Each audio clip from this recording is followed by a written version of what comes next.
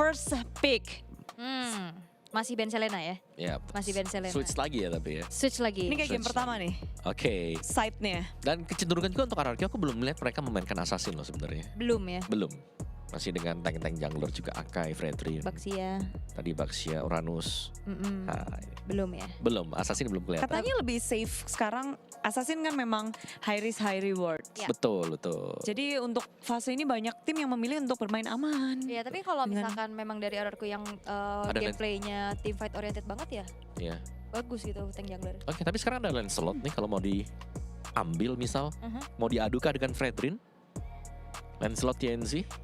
Aku sih pick enggak Oh, ya. kali ya. Oke. Kayaknya Aurora sadar, kayaknya mungkin Lancelot bukan Bukan ya. menjadi radar prioritas buat Sutsujin saat ini sih. Ya, berarti mereka sangat-sangat mendata nih ya kalau Aurora juga. Karena kita belum melihat memang sama sekali permainan Lancelot dari Sutsujin di MSC. Belum ya sejauh ini. Itu dia. Makanya nggak diambil.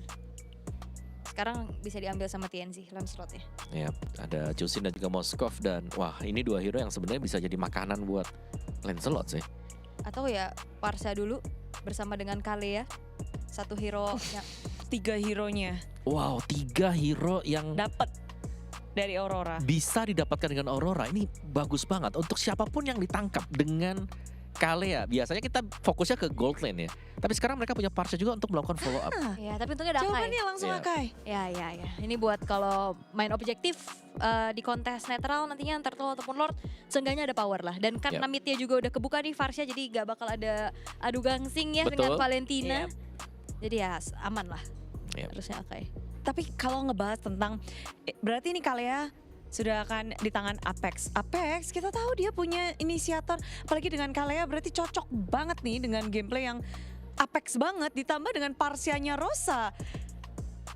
Ada di tangan Rosa nih Parsia. Ya, Parsa yang bisa meng-outrange Moskov jelasnya ya. Moskov bisa nanti dengan Feather Edge Strike, bahkan juga dengan Jusin nanti yang bisa ditangkap. Jadi positioning ini harus benar-benar wajib diperhatikan dengan RRQ. Kayaknya nih RRQ punya pocket di EXP-nya sih. Nanti ya. Nanti ya kayaknya buat jam ke backline-nya. Biasanya kan bisa tabrak pakai Pakito, Ya, Benedetta. Oke, tapi Franco dulu nih di band ya. Salah satu signature hero juga untuk Idok. Dan bisa menggang Lancelot pastinya, jadi ditutup juga sekarang. Ya mereka fokus untuk ngenakin line up dari Lancelotnya juga. TNZ Lancelot. Nggak boleh dilupakan. Tadi berapa? 13 ya? 13. Yes. Pakai lance kan? Ya. Masih menjadi top kill di satu game. Selama 4 MSC. hari kita MSC group stage ini Yes. ya. Ya. Sampai di wildcard juga berarti ya? Nggak ada tuh yang Iya, nyentuh situ. Tapi ya ini melihat RRQ nge-ban Ixia pasti sudah melihat sampel dari hari yang kemarin. Sigibum. Sigibum dengan Ixianya dia yang memang dipaketkan dengan Lancelot juga waktu itu. Mania kan kemarin Maniac, soalnya. iya. Oh kemarin tuh mau Savage kan sih. Tapi Kabil. Kabil Koveus. Iya, Nah, Kabil. terus di in the single game juga Sigibumnya maniak ya. Oke. Tanpa ada Yixia kali ini 3 hero ini. Dan kalau ngelihat dari RRQ mereka kurang apa sih? Dengan 3 udah ada Akai, Sushin dan juga Moskov. Menurutku mereka butuh hero yang konsisten untuk bisa menerima damage ya. Karena mereka harus membiarkan Moskovnya ini buat bisa ngedeliver damage-nya dengan tenang gitu loh. Pakitonya di band. Gitu di band. Iya tadi Udah sempat kesebut ya, Iya. pengen ini jauh pakai Pakito enak. iya tapi Pakitonya ditutup ya, dan dipaksa mungkin main di XP damage yang lain Lapu, lapu. ya masih ada Lapu sebenarnya. Yang dari tadi game pertama game kedua jadi rebutan. Dan Lapu juga bisa nutup Feather Airstrike. Ngusir lah istilahnya, ngusir Parsyanya. Atau sebenarnya nih Akainya juga masih fleksibel, tapi enggak ya karena semenjak udah ada Chow. Atau cowoknya juga bisa EXP. Bisa, Terlalu plot twist ya, bisa, plot lumayan twist. plot twist. Iya. Tapi ngelihat oke nggak ada Franco di sini, Chow pun bisa menjadi hero kunci Yes. untuk ngelock Lancelotnya, Parsyanya bisa ditangkap. Butuh damage banget sih nih RRQ. Ya kurang 1 ya, kita harus lihat nanti Damage buat last awal. pick-nya. Iya, EXP ya mungkin. Atau Masha gitu, Late game lagi tapi. late game ya. Soalnya Moskov juga Udah late Late game. game. Ya, karena ini Lapu bisa diambil loh dengan Aurora. iya. Tapi ternyata lebih secured karena Cici dulu ya. Oke, Cici. Dan Bruno. Bruno. Hero tempel-tempel menangis. Dan juga Bruno ya butuh stack juga ya. Jadi late game insurance-nya sudah ada sekarang nih buat Aurora. Oke, ngeliat 5 hero dari Aurora gimana? Dan RRQ juga winning condition dari kedua tim nih. Menurutku dari Aurora mereka bakal main burst banget dengan Cici dan juga Bruno Parsha. RQ? RRQ, yaudah mereka harus mainin sisi mereka. Pick off Sisi aja. mereka. Mencari pick off, mencari kesempatan untuk bisa mengunci Aurora. Namun kita harus bersatu kembali. Game ketiga. Mari kita beri semangat dan langsung saja lempar kepada Perkasar, Ranger Mas dan juga Lim. Kocul. Ya hop, kita tangkap dulu setelah dilempar sama Bude Clara Mongstar. So ini dia game ketiga, penentuan menuju ke arah babak knockout. So seluruh sobat Mobile Legends Indonesia, mari ramaikan kolom komentar support tim kesayangan kalian atau support tim Indonesia. Tapi tentunya kembali lagi menunjukkan kita region Indonesia dengan viewers paling family friendly, Paling ramah pastinya paling ya. ramah dan family friendly. Oke. Ini antara reverse sweep atau turun ke lower bracket. Buat yang belum tahu ya, kita kasih tahu sekali lagi, RRQ kalah tidak gugur. RRQ kalah itu turun ke lower bracket dan sudah ada tim Flash yang menunggu. Berarti akan main di esok hari juga ya. Untuk draft, gua ngelihat satu hal yang sama Ji. Ada initiator, tapi follow up-nya itu agak sedikit minim. Oke, tapi mungkin akan ada wombo combo combro, kita nggak tahu. Dan sedangkan Rosa masuk lebih dalam lagi. Mungkin sepertinya tadi dia nggak lihat ada Susuji di depan sana. Tapi Apex 47 masih mau lebih coba untuk mendapatkan Idol dengan lifesteal yang cukup tinggi. Mendapatkan Apex 47 sebagai first blood ini menjadi hal yang sangat baik. Oh, sedikit. One last hit apakah coba dipaksa dan first blood kembali di tangan oleh para pasukan dari tim RRQ. Sedangkan Rosa kali ini mau tidak mau harus flicker. Karena kalau flickernya tidak terpop up, ini akan sangat merugikan dia. Dan jangan lupa ya, Akai ini di awal punya damage yang sakit sekali loh. Dari headbutt-nya, dari pasif juga yang membantu basic attack-nya jadi lebih kuat. Sementara di arah gold lane, Toy versus Sigibum, Bruno versus Moskov. Oke, dengan emblem yang sama ya, basic common emblem. Perbedaannya ada di talent aja, karena pakai crit pasti pakai fatal ya untuk Bruno. Dan TNZ ini yang gua khawatirkan nih, Lancelot yang dari kemarin ya. Dari kemarin tuh gua Licin. ngerasa Lancelot, kenapa tim-tim yang kayak RRQ Onyx jarang pakai ya? Ya ini tim dari Aurora Gaming yang sering banget dengan Lancelot-nya. Dan ini Lancelot yang cukup licin dari kemarin. Kita melihat permainannya cukup sulit untuk bisa dipegang.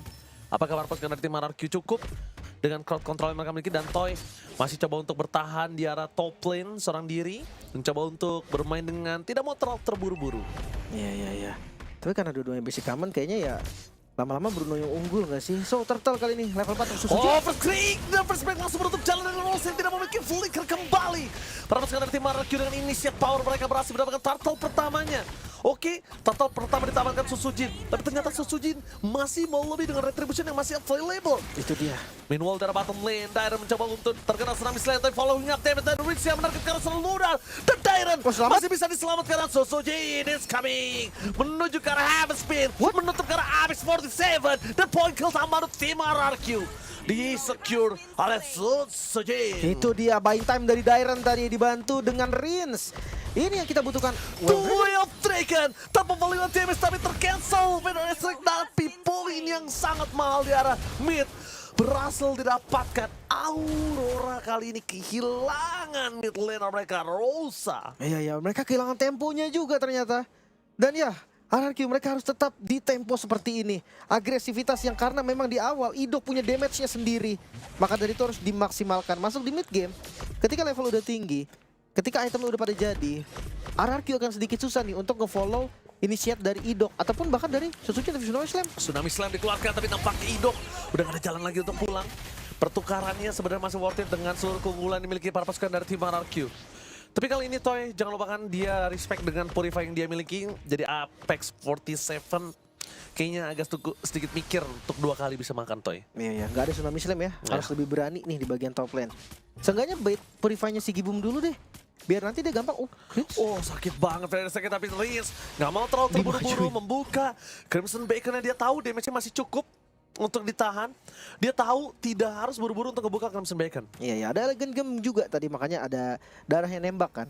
Tapi berani banget ya, dia kena Fitter Extract dia malah maju loh, bukan kabur dari lingkaran ya kan. Karena mau di cancel. Iya, ya dia akan taruhan dengan dia maju, banyak orang di sana bisa jadi gitu kan. Bisa jadi Parsha-nya ada yang nge-cover. Cuma ya inilah agresivitas dari sang raja yang kita tunggu-tunggu dari tadi. Balik lagi untuk turtle yang kedua. Sekarang kondisi terbilang sama dari keduanya. Gold under 1000 aja. RRQ mereka nggak unggul jauh. Tapi untuk setup, RRQ harus setup. Oke, setup yang dilakukan apakah bakal coba dimakan Apex 47 Tsunami Slam yang sangat baik. Indok gak punya kesempatan untuk bisa bertahan hidup. Dan sangat baik dengan trigger dari Retribution-nya. Mendandakan RRQ bisa team fight. Tapi face dan face break dari sosok seorang Tyrant berhasil dihindari dengan sangat baik. Kali ini kalkulnya terhadap Crimson Bacon untuk defensifnya berbeda dengan tadi, Lim. Makanya dia 5 orang juga sih, karena Toy-nya tadi kan nggak bisa join ya, belum saatnya lah Toy join. Sosujin mau lebih? Mau coba kah? Dia masih ada. Spear of Distraction yang nyakut, langsung ada heavy spin di sana for defensive. Tapi nampaknya Dairen gak bakal bisa terlalu lama. Rosa, targeting utama, dan Turtle berbagi. No perfect, Turtle for this time. The Way of Tank mencegah Lunar, masih terlalu keras. Tanpa ada following of damage, dan Retribution yang on point. Sosujin setidaknya purple buff di tangan mereka. Iya, tadi kayak agak terlalu greedy sih gua ngelihatnya. Mereka mau paksa di turtle-nya juga. Tapi ya, untuk mid lane masih aman, masih bisa di-clear juga. Dan Toy tadi mendapatkan space-nya lumayan ya, walaupun nggak full plating karena udah masuk di menit 5, gold shield-nya hilang sendiri jadinya. Tapi ya fine lah, dia dapetin gold yang lumayan. Cuma Aurora dengan turtle yang di-secure, ini Dairen. First break-nya tiba-tiba langsung memukul kamera sampai keluar. Membuat para pasukan dari tim Aurora Gaming kali ini masih bisa selamat nampaknya, Lim. Aman. Dairen nggak nge-recall berarti ya. Oh ya. Jadi dia lanjut terus. Dan di bagian top lane nih, si Gibum, gua rasa ini nggak bisa di-commit sama Idok pun ya, dia tetap akan bisa selamat. Tapi seenggaknya ada informasi pasti no purify untuk si Gibum. Bisa jadi Setsujin nanti targetingnya langsung ke arah gold lane. Heavy spin juga bisa langsung mepet satu gitu kan. Kena mepet Bruno sih udah pasti dead end buat Bruno. Alright, kita menyaksikan di mana para pasukan dari tim RRQ kali ini mereka dalam kondisi yang tidak terlalu menguntungkan untuk mereka bermain, dan informasi yang sangat mahal Apex 47 di depan sana. Dairen bakal coba untuk targeting terlebih dahulu, tapi si Gibum udah tahu informasi yang sangat mahal, mereka memilih untuk mundur terlebih dahulu. Ya Apex tadi ya, ada di posisi yang bagus banget, tapi hati-hati Rins, Tonros. Dia respect nih, beda sama tadi. Mereka respect sekali dengan damage kali ini. Dan akhirnya Crimson Bacon yang luar biasa. Balik dengan kondisi RRQ yang tidak memiliki keunggulan gold. Tapi Dairen masih harus kehilangan satu turretnya. Ya harus tunggu momentum dulu, inget goldnya sama nih. RRQ mereka nggak boleh terlalu galak. Dan ya Aurora Gaming mereka juga top lane. Tsunami Slam di following up dengan Federation dan langsung saja memakan Idok untuk ketiga kalinya. Ya, untungnya memang Idok sih yang dimakan. Tapi kalau terlalu sering kayak gini bahaya juga. Iya, Idoknya jadi gak punya item nanti ujung-ujungnya. Betul, dan nggak ada spell gitu loh yang di bait. Kecuali tadi Idok tumbang dengan ngebuang flicker dari Apex mungkin, atau flicker dari siapapun. Tapi Dairen 1 lawan 1. Mencoba untuk menahan, tapi di depan sana masih berhasil dihindari. TNC tidak ada jalan untuk pulang. SOD. Almost is never enough. Berhasil ditahan, tapi lihat cover yang sangat cepat. 3 orang pemain langsung menuju ke arah bottom lane, melakukan cover yang sangat sigap.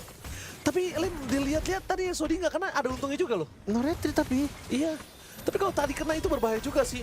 Karena lihat transfer yang dilakukan, dan Turtle dari Tianzi berhasil memaksimalkan. Mereka bakal coba untuk invasi kembali, mentarget di mana para pasukan dari tim RRQ berada. Tidak ada heavy spin for cover, dan Rins di depan sana hanya menangkap Apex 47 yang tidak memiliki damage yang cukup untuk bisa mengcommit Apex 47. Iya, lagi-lagi Idok yang harus berkorban ya.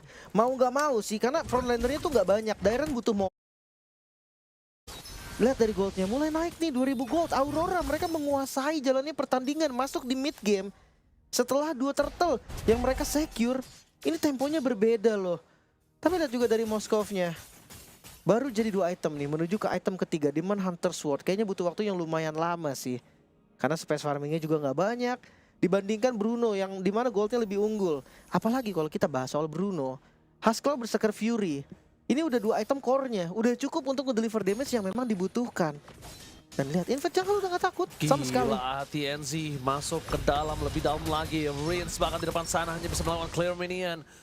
Kembali lagi, mereka sulit untuk bisa melakukan defensif terhadap purple yang mereka miliki. Sosujin harus menukar belakang, bakal coba dipasang. Habis spin akankah keluar for defensif. Ini yang diinginkan para pasukan dari tim Aurora Gaming. Tidak ada heavy spin, defensif, heavy spin, dan bahkan kalau kita lihat dari Idok di arah bottom lane yang tadi coba untuk melakukan camping, tapi dengan kegagalan RRQ bisa memenangkan sedikit invasi di arah hutan, akhirnya nggak ada juga yang mau balik, jadi malah invasinya terus bergilir. Iya. Sementara kalau ngomongin asuransi late game ya, ada Bruno sih sebenarnya dari Aurora Gaming, tapi dari RRQ ada Moskov nih. Powernya nanti menang di split push. tergantung ya strategi 3-2 yang dipakai. Tapi Tsunami Slam Tsunami Slam dikeluar menuju ke arah Tyrant, mundur ke arah belakang bukan sebuah jawaban karena damage yang terlalu sakit. Lihat 1000 damage, satu gemokan dari si Gibum menuju ke arah Tyrant. Target utama mereka menuju ke arah range Sakratul Maut, tidak ada tetesan tambahan tapi si Gibum dengan Maleficant.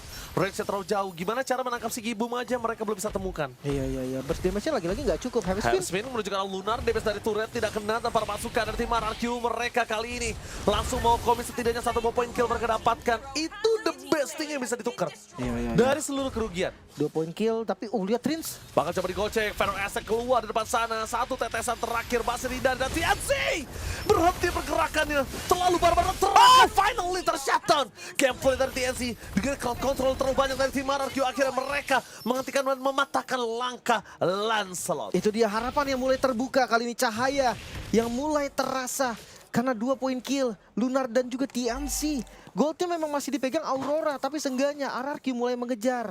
Sekarang Lord datang ke arah bottom lane. Mungkin untuk setup atau eksekusi Lordnya secara cepat emang agak susah, tapi mereka akan cari poin tambahan di mid lane. Oke, Idol dia Apex. dengan gerakannya Apex 47 Tsunami Slam membuat Tyrant ter-take down, terlalu offside Tyrant. Kali ini berada di posisi yang tidak cukup baik. Dengan keunggulan yang dimiliki dari tim Aurora Gaming untuk nge-commit Tyrant itu sangat mudah. Iya, tapi jangan lupa juga Sutsujin, mereka nggak boleh terlalu depan. Lalu depan, Segi Boom damage-nya memang udah bisa kita bilang besar banget dan lebih sustain ketimbang dari Aurora Gaming lainnya. Menangkap Rosa adalah sebuah jawaban untuk Rins, tapi apakah cukup mananya? Hati-hati nih, Sigi Boomnya nggak mau sampai kalah damage loh, dia akan tetap membayang-bayangi Toy. Dia akan ngasih damage juga ketika Toy-nya ngasih damage. Barter terus. Iya, hati-hati. Karena dia pakai Maleficant, dia cukup untuk tendangannya. Dia nggak butuh banyak banget untuk bisa nendang. Minimal 2 bola masuk, si Gibo masih sustain. Iya. Makanya Toy juga harus hati-hati nih. Item ketiganya udah jadi, Trinity oke, ready dari Toy. Dan lihat, next item dari Sigi Boom, dia menuju ke arah Wind of Nature. Ini yang bikin nantinya threat damage itu akan diunggulin oleh Sigi Boom. Hati-hati, pokoknya Tsunami Slam ini sangat-sangat berbahaya karena follow up damage-nya mereka banyak sekali. Bruno, tipikal marksman yang memang DPS tapi burst. Sementara Conceal, Rins, Langsung ke depan sana, Dairon! Permainan yang luar biasa, Rosa tertarik di depan sana. Toy berhasil menutup Sigi Boom. Finally tim RRQ membalikkan kembali keadaan. Dengan ada Sky Pacer, perpasukan dari tim RRQ mencoba menutup karena TNC. Tidak bisa menangkap dan Phantom Execution for defensive. Mau nggak mau dikeluarkan duel Striker. Apex 47 finally terperangkap dan hilang. Dimakan di telan bumi. TNC mencoba untuk memaksimalkan pergerakannya. Tapi nampaknya di depan sana ada Jack Kudo dan Idok. Tidak bisa dimaksimalkan karena mereka lebih memilih untuk menuju ke arah turret. Masuk ke dalam TNC. Membuka dan membongkar kuburannya dia sendiri. ini dia saatnya sang raja bersinar membalikan keadaan. 2000 gold memang tadi diungguli oleh Aurora Gaming. Seketika ditarik. Langsung saja kita lihat dari replaynya Rosa yang tertangkap tadi. Satu lagi kredit untuk Dairon. Initiate yang begitu baik tadi. Fist break dan fist crack on point. Follow up damage yang pas. Dan lagi-lagi kita tahu Idok Way of Dragon memang nggak ada follow up damage burstnya. Tapi kalau dikeroyok, ya apalagi. Apex pun tetap tumbang. Sekarang temponya naik dan dia tiket live cam. Di arah bottom lane, Fist Crack dan bahkan Spear of Distraction-nya kali ini tidak menyangkut, tapi Lunar mencoba untuk membaik down semaksimal mungkin. Para pasukan dari tim RRQ berhasil mendapatkan Lunar, tandanya tidak ada yang bisa melakukan kontes atau zoning ke arah belakang. Satu hal yang mungkin dimiliki dari tim Aurora Gaming adalah team fight. Tapi satu hal lagi, RRQ bisa nutup dari far lane-nya. Itu dia, Moskovnya unggul di far lane, Wind of Nature selesai. Sama sih, Bruno-nya si Gibum juga udah jadi Wind of Nature. Tapi Maleficent sedikit lagi nih, udah OTW juga kan dari Toy-nya. Sementara ya damage persingnya Toy ini yang nggak bisa dianggap remeh. 4 melawan 5, Lord Dance akan segera dilakukan. RRQ, mampukah mereka tarik lagi? Tarik keluar, Rosa menjadi target utama, tapi targetnya terlalu jauh di mana Rins berada. Informasi yang didapatkan tidak ada Feather Snake, apakah akan ada T-Fight? Apex 47 menuju ke arah depan, tapi nampaknya Heavy Speed dan Susujin akan menyelamatkan jiwa dan Retribution. Rosa target utama. T-Fight yang pecah menandakan RRQ memilih untuk disengage. Ego yang berhasil dikendalikan oleh RRQ nampaknya membuat mereka masih bisa selamat.